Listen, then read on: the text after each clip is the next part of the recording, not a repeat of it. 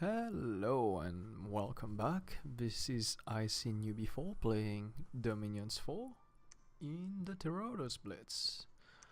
So just like the previous episode, we are currently recording a voice over the last one and the microphone was being quite weird, so we lost the last recording and we had to do it all over again.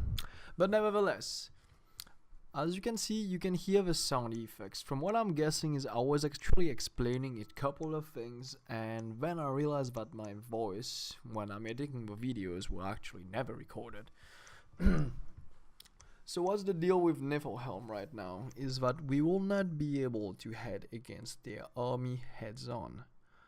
So therefore, we're going to have to resort to using our pretender who can sneak as well as raiding them. That's the only thing that we can do for the time being until we can research enough spells to make quite an impact on them. So that's our main issue at the moment.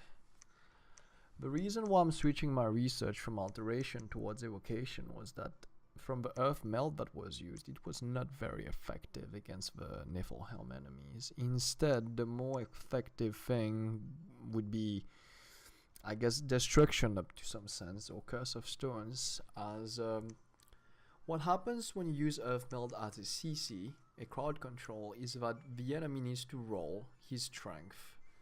The higher strength you have, the higher chance you have of breaking free from the earth meld. Since we're facing giants, they don't get disabled for not even one turn, like they break free right on the next turn. So, which is why I realized it was a highly ineffective tactics to use against enemies with high strength. But, however, we don't need to despair, because I believe that as long as our god is alive and we can get him a few items from Construction 4, he will be able to deal with those giants, at least until we start countering him with some magic, which is not the case at the moment. I've played Niffleheim a few times in single player, and I have to say that their mages are very expensive. Yes, they are not secluded to the capital like Therodos right there, but they are not slow to return. They're not slow to recruit either. But still, minimum 225 I believe for the big mage and 250 for the Scratty, which is a blood mage.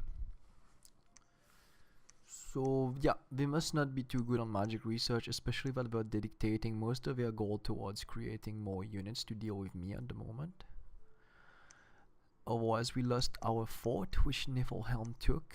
It happens to us every time we play Therodos. At the last turn, before the goddamn fort is done building, some monger will come out of the blue and just take the province from you. When that happens, you not only lose your 800 gold investment, but you also lose the 4 turns that you spent being there trying to build a fort. So that's what's sad about it. Otherwise, for the time being, I'm trying to think I should probably build up some items to give to the pretender, because with just the steel plate it's not gonna be enough, because his rod of death is eventually gonna need to be switched out for a better weapon, hopefully one of those brands. Meanwhile, I'm still debating whether I should try saving those 2 Kyberos which were stuck there, and they can't go underwater without being given water breathing items.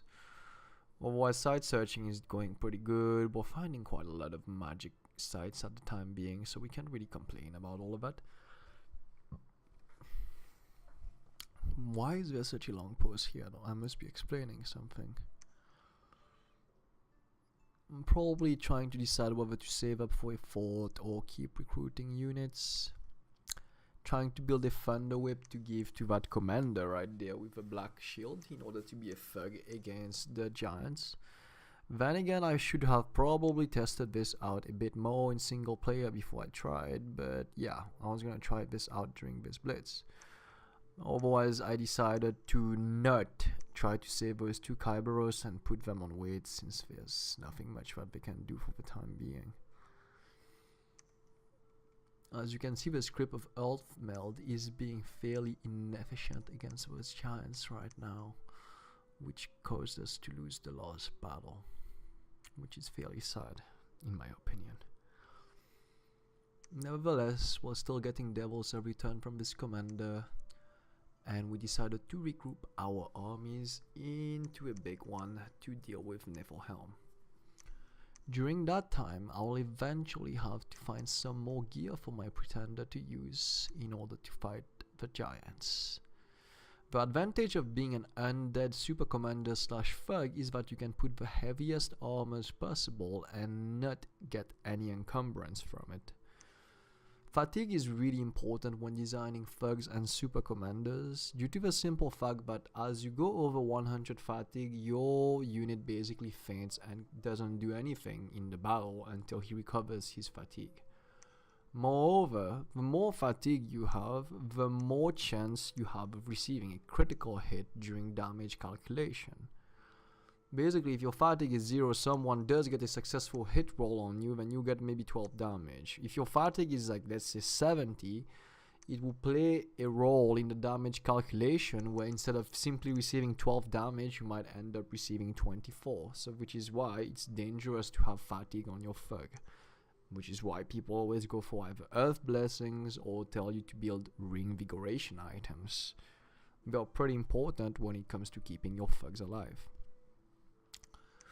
Otherwise, I believe this turn I end up debating a lot whether I should attack this province or not, and I decided to go for it since I have my mist form, my quickness, and now we just got Stingent Skin. So I believe I replaced the Iron Skin with a Stingent Skin just now. So Quicken Self mist form and Stingent Skin pretty much makes my pretender almost invulnerable to any physical damage. Knowing that I'm cold resistant and Niffleheim likes fighting in cold provinces and most likely counts on people being unconscious from not having cold resistant, my god will be fine. And here I am just adjusting my research a bit more. Now when I think of it, it was probably a bad idea to head for evocation. Oh, sorry about that. It wasn't too good, to be honest. Ideally, when you're playing Therodos, you want some alteration because you have a lot of Earth casters and you can start spamming Iron Warriors on your mages.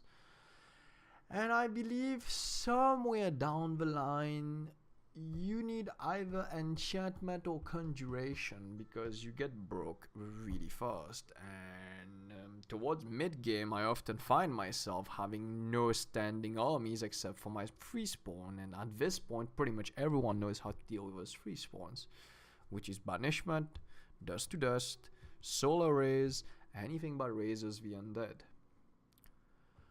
I'm just going back into the turn, I believe, for a couple of last minute modifications, nothing so important. And that would be the end of this episode. It was kind of short, but the next one is coming up very shortly. I'm going to include it inside the link on the left, so as soon as this is updated, feel free to click there and head straight to the next episode. Otherwise, feel free to check out the other video on the right, which is probably, since last one was the Communion video, which is probably single player Therodos playlist. But if you guys came there from this playlist, then feel free to check any other video on the channel. And that's all the time that we have for today. Thank you very much and see you soon.